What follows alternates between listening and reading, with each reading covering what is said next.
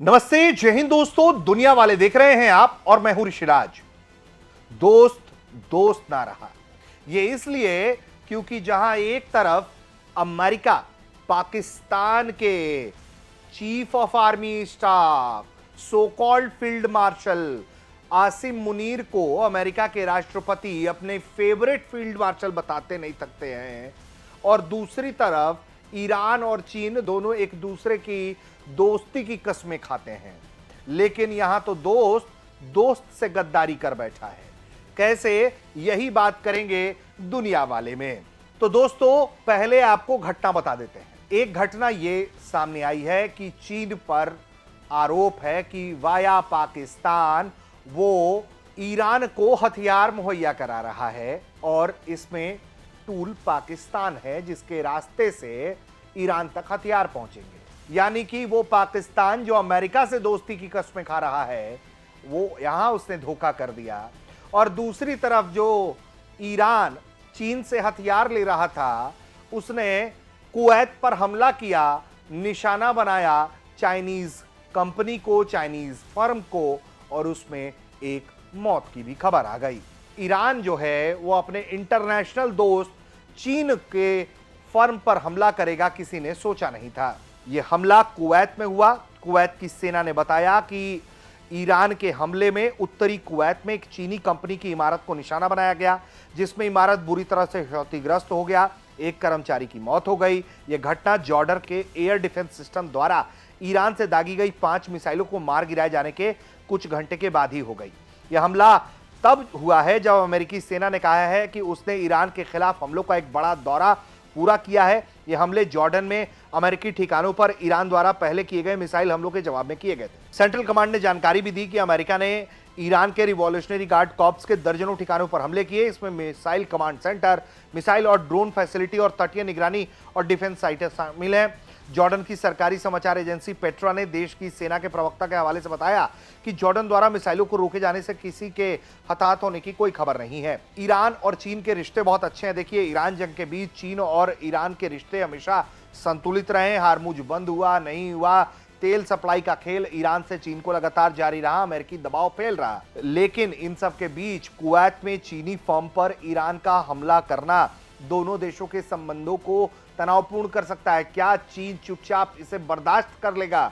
क्या वो अपने आप को यूं बेइज्जत होने देगा? यह अपने आप में एक बड़ा सवाल है। कूटनीतिक रूप से चीन ने अमेरिका इजराइल के हमलों की निंदा की है, ईरान की संप्रभुता सुरक्षा का समर्थन किया है, युद्ध विराम की अपील की है, उसने पाकिस्तान के साथ मिलकर शांति प्रस्ताव दिया, ईरान को युद्ध रोकने के लिए प्रेरित किया। लेकिन अब तो ईरान की ही चपेट में उसकी कंपनी आ गई। चीन ने खुद को क्षेत्र में शांति बनाने वाला देश दिखाया, जबकि अमेरिका को अस्थिरता फैलाने वाला बताया। साथ ही उसने खाड़ी देश के साथ भी संतुलन बनाए रखा, क्योंकि उसके वहां बड़े आर्थिक हित हैं। इन सब के बीच जो है वो ईरान चाइनीज फर्म पर हमला कर देता है। क्यों किया है इसकी कोई सफाई नहीं आई है। चाइना कैसे रिएक्ट कर रहा है इसकी जानकारी नहीं आई है। लेकिन ये जो लगातार तनाव की स्थिति है, उन सब के बीच में ऐसे हालात जो हैं वो वाकई में चिंताजनक हैं। और अमेरिकी राष्ट्रपति डोनाल्ड ट्रंप के पास पाकिस्तानी के गद्दारी की भी सूचनाएं पहुंची, चीन की भी गद्दारी की सूचनाएं पहुंची।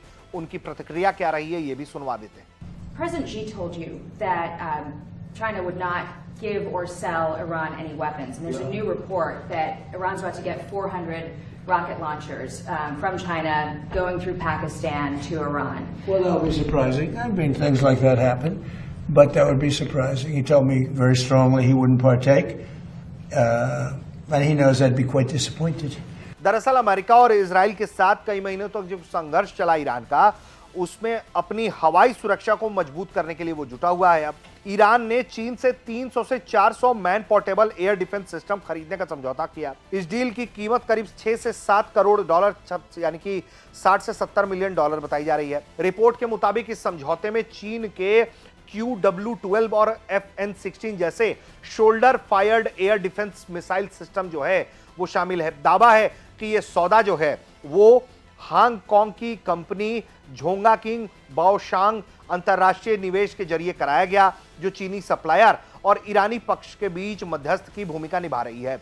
एक ब्रिटिश न्यूज एजेंसी के सूत्रों ने हवाले से बताया है कि पहली खेप अगले कुछ हफ्तों में ईरान पहुंचेगी। शुरुआती योजना के तहत इन हथियारों को पश्चिमी चीन के उर्मुखी से भेजकर पाकिस्तान के रास्ते ईरान पहुंचाया जाना है। हालांकि यह साफ नहीं है कि इसका ट्रांसपोर्टेशन हवाई मार्ग से होगा या सड़क मार्ग से, लेकिन पाकिस्तान का इन्वॉल्वमेंट है, ये देखिए। और इसी पाकिस्तान के प्रति जो है वो बड़ा अमेरिका प्रेम दिखा रहा था। चाइना के राष्ट्रपति से मिलकर भी आए थे ट्रंप, बड़ा भरोसा दिखा रहे हैं, लेकिन नींव हिल गई है। और इन सब के बीच ये सब जो सप्लाई उपलाई की जानकारी आई है उस पर भी चाइना और पाकिस्तान का रिएक्शन सामने आने की बात हो रही है। चीन के विदेश मंत्रालय ने रॉयटर्स की रिपोर्ट को पूरी तरह से खारिज किया है। मंत्रालय ने कहा है कि इस तरह की रिपोर्ट्स पूरी तरह निराधार है। चीन हमेशा शांति स्थापित करने, संघर्ष खत्म कराने की दिशा में काम करता है। वहीं पाकिस्तान की सेना के जनसंपर्क विभाग ने कहा कि पाकिस्तान के रास्ते हथियार भेजे जाने की खबरों को पूरी तरह से मनगढ़ंत और झूठा बताया गया है।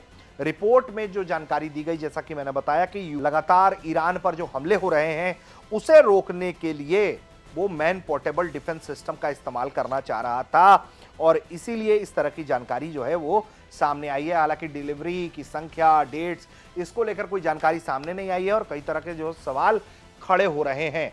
और इन सब के बीच में एक और अहम पिलर है जो सभी का दोस्त मालूम पड़ता है, पाकिस्तान के साथ जिसका डिफेंस पैक्ट है, सऊदी अरब की बात कर रहे हैं।